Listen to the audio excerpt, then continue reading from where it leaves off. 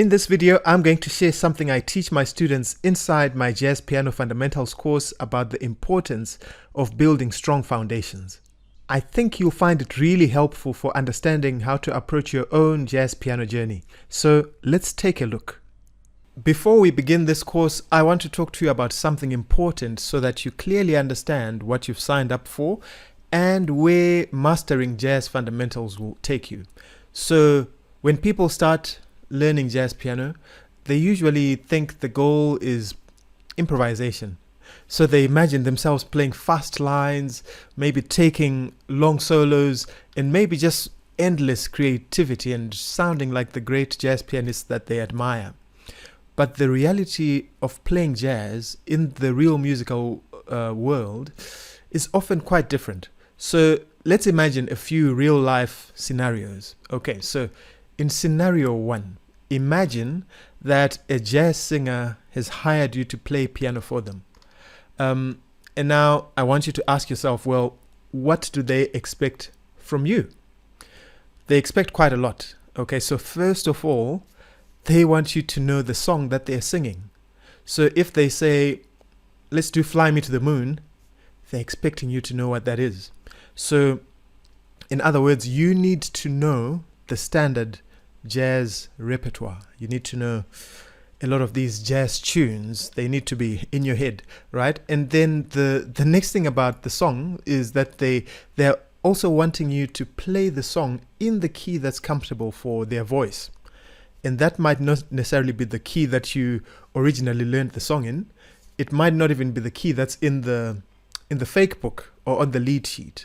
Okay, but they expect you to know it. So if they say fly me to the moon, they're hoping you know fly me to the moon, but it has to be in their voice, you know.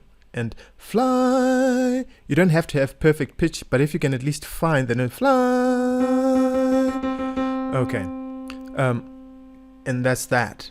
I'm a bad example because I kind of have a very good ear, but I found the note immediately, but sometimes you won't. So you need to be able to say, okay, it's fly me to the moon. In fact, let me give you a different example. So let's suppose their voice says, fly me to the moon. I'm going to pretend I don't know what that key is, so I'm just going to look fly. So the song's now in a different key, right? I'm in the key of D. They're expecting you immediately, once you know what key you're in, they're expecting you to play fly me to the moon and let me play among the stars. So they expect you to know the song. They expect you to be able to transpose so that you can play in the key that's comfortable for their voice. Okay, that's very important. And the third thing is they want you to play the chords for that song, but in interesting ways, you know, with beautiful colors and good voicings, and sometimes just some very tasteful substitutions. So you have to do all these things while keeping a good sense of time. The other thing that they want is they want you to be able to follow them, because singers often perform at different tempos. So maybe today we want to sing, if I stick with Fly Me to the Moon, right? Fly me to the moon and let me play among the stars. Okay, that's how they might be feeling today, but tomorrow it could be like, fly me to the moon and let me play among the stars, right? Following day it might be like, you know what, let's play this as a bossa nova. Fly me to the moon and let me play among the stars. Da, da, da, da, da. And you're adding color and everything, substituting and all that. So that's really what a singer might expect from you, right? So you should be able to just go with the flow, so to speak. They also expect you to create intros to songs. So that means you need to know various harmonic formula in order to make things work. Okay. They also expect you to be able to communicate with them, often through just eye contact and sometimes body language, you know. I like the story about how Barry Harris used to talk about the time that he played with Lester Young. He said often he just did that with his shoulder, and that right there was the tempo for the song. So he expected Barry to know the tempo from just looking at the shoulder. Sometimes a singer might just show you that they're slowing down. So what this means for you is you need to know the songs so deeply to the point where you actually don't have to look at your fingers while you're playing the whole time, right? And you also you can't still be counting or thinking about, ooh, I've played this chord, what comes next? Okay, so you've got to know the music deeply so that you can actually communicate with the singer on stage. Occasionally, and I really mean occasionally, they might invite you to take a solo. Okay, but most of the time, your solos shouldn't be very long. Okay, so your job is really not to dominate the music. Your job is to support the music and to make the singer sound good. Right, so that's scenario number one. Now, let's imagine scenario number two. You go to a jazz jam session, okay, and someone calls out a tune like Autumn Leaves. So you're sitting at the piano. Okay, what's happening next? Because nobody's going to stop. They're not going to stop to explain the chords to you. They might tell you what key you're going to play the song is in. They're not going to explain the form that, oh, by the way, Autumn Leaves goes A, B. You're simply expected to, number one, know the tune. You're expected to be able to play it in whatever key. So if they say, hey, we're doing it in G minor or in B flat,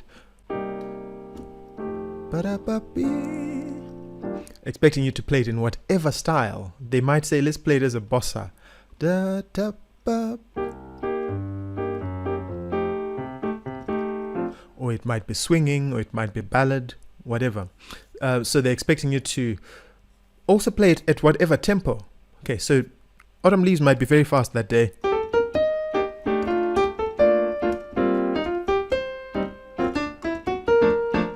Hope you can also see that as I'm playing this, I'm also looking at you. So I'm really not, occasionally I'm looking down, but I'm able to communicate with the other musicians, right? So you should be able to play at whatever tempo. That's the expectation. And you should be playing the correct chords. You should be playing, this is very important, in good time. So that means you're playing in time, all right, with the other musicians. And because it's a jam session and there's other musicians there, you should be able to support all the soloists. So you're always listening very closely to what they're doing and generally just interacting musically with the other members of the band. Okay, sometimes at this jam session, sometimes you might get a solo. But from my experiences so far, the horn players, I'm talking about saxophone, trumpet, these guys dominate jam sessions. So if you do improvise, and you will, your solo might just be one or two choruses. Most of the time, like 99% of your jam session, what's required of you is just to accompany, to make the music feel good, and to just provide the harmony. So if your fundamentals are not solid, then the jam session can feel very uncomfortable very quickly. All right. So we've now got two scenarios, right? Now imagine this third scenario. You are now playing in a small jazz group with a saxophonist, a bassist, and a drummer. Okay. So in this scenario, the saxophone plays the melody. So the last thing that they want is for you to also play the melody. Your job is to play the correct chords behind that melody. They also want you to play in time. And obviously, they're expecting you to know the songs. So repertoire, important, right? I hope you can see the common threads in these three scenarios, right? Occasionally, they might ask you to take a solo, but most of the time your role is still to support the music. So once again, what skills do you actually need even in this scenario, right? You need to know the songs, you need to understand harmony. That means you know chords, you know chord progressions. you need to be able to play in time. You need to know how to play in different keys. And you obviously need to know how to listen and interact with other musicians. And now this is exactly what the Jazz Piano Fundamentals course is designed to teach you, right? And I know some people imagine jazz piano as you just sitting alone at the piano and you're playing a full arrangement, so you're playing the melody. If it's autumn leaves, somewhere in our ears we're hearing, but we're also hearing you do something with the left hand. We're hearing.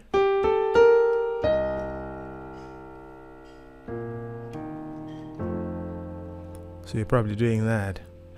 Or we're also hearing in there a little bit of harmony.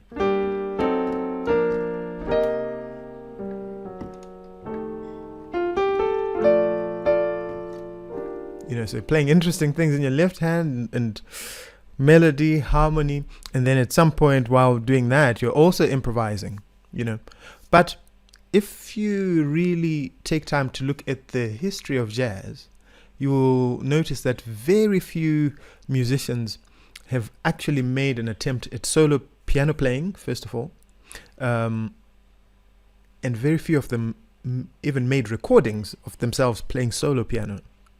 However, most of them, the vast majority of them, when they performed, I'm talking about throughout their career, they performed with singers, they performed in rhythm sections, they performed in small groups, maybe a trio or something. And that's because solo jazz piano is an extremely demanding discipline. It requires a deep understanding of harmony. It requires deep understanding of rhythm, melody, structure, improvisation, left hand techniques. Maybe you want to play some stride.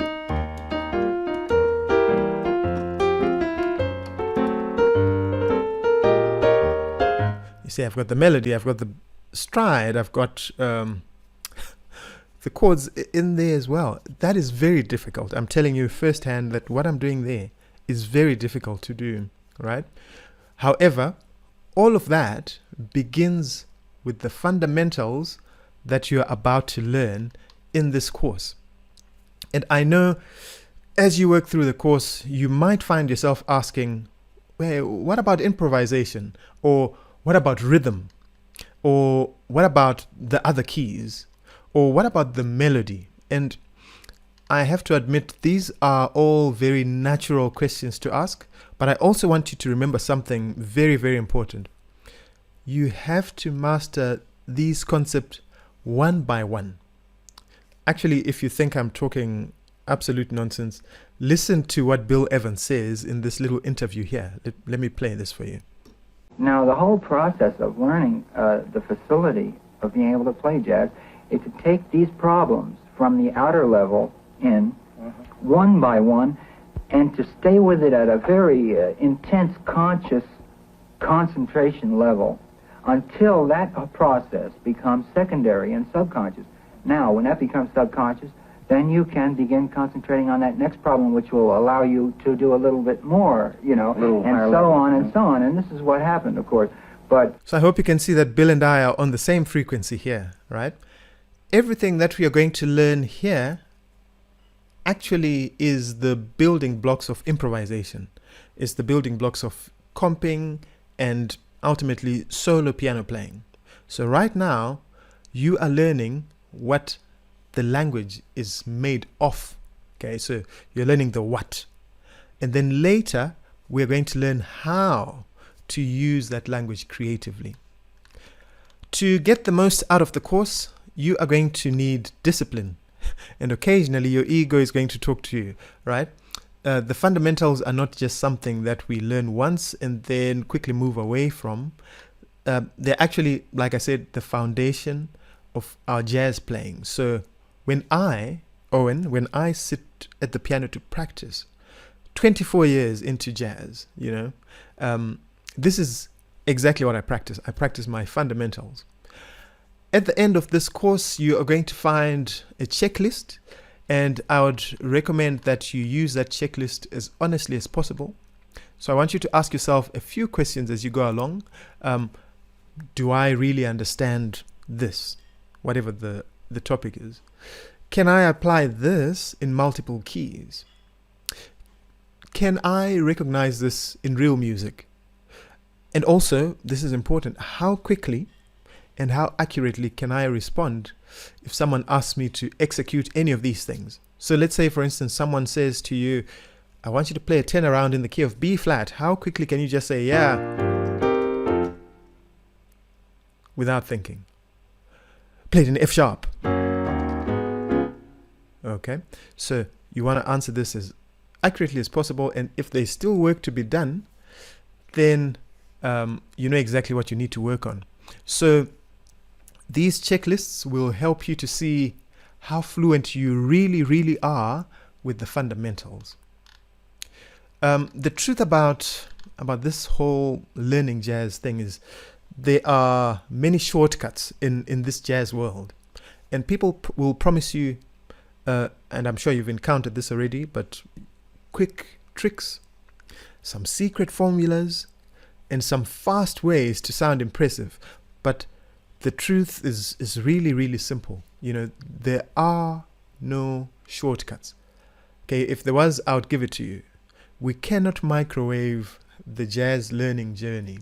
Okay, however, we don't have a shortcut, but what we do have is a path that's very clear. Okay, and I've spent many years learning jazz by myself, and also many years teaching students, and I've tried many different approaches, right? And throughout that experience, this is the method that has consistently produced results. If I'm to summarize it, master the fundamentals. If you can commit to mastering these fundamentals, you're going to gain something that's much more than just a few impressive licks or a few impressive phrases. You're going to gain real musical understanding. And once that foundation is strong, everything else is going to become easier. And I'm talking about learning songs, playing with other musicians, accompanying singers, and eventually improvising with confidence, you know, without you really thinking about what you're doing, so that you could actually be playing and talking at the same time. Or even, and I know for a lot of people this is their ultimate goal, right? Even solo piano playing gets much easier after mastering these fundamentals. I like what Kenny Werner said the one time to some of his students, because they were saying, you know what, you can do all these things because you're better than me. And his response was, actually, we need to change those words a little bit. I'm better than you because I can do these things. So it's definitely time well spent just mastering the fundamentals. This is where your fluency is going to come from. This is where your understanding of the jazz language is going to come from. So take your time with this course. Focus on mastery, because although there's no shortcut, there's no faster path than actually building with the right foundation. I hope you found the video useful. If you'd like to continue learning the fundamentals in a clear, structured and step-by-step way, then please check out the Jazz Piano Fundamentals course. I'm going to put a link in the description for you. And honestly, whether you go with the course or not, I really hope that this video has helped you just as far as your direction in becoming the pianist that you, or the musician, the jazz musician that you really want to be. If you're not yet subscribed to the channel, please do so. That will help the channel grow. And if you like the video, please give it a thumbs up. And if you've got any positive contributions that you'd like to make that other people can learn from, please put those in the comments. Or if you've got any questions, please put them there or get in touch with me via email. And I hope to see you in the next video. Let's continue learning and growing together.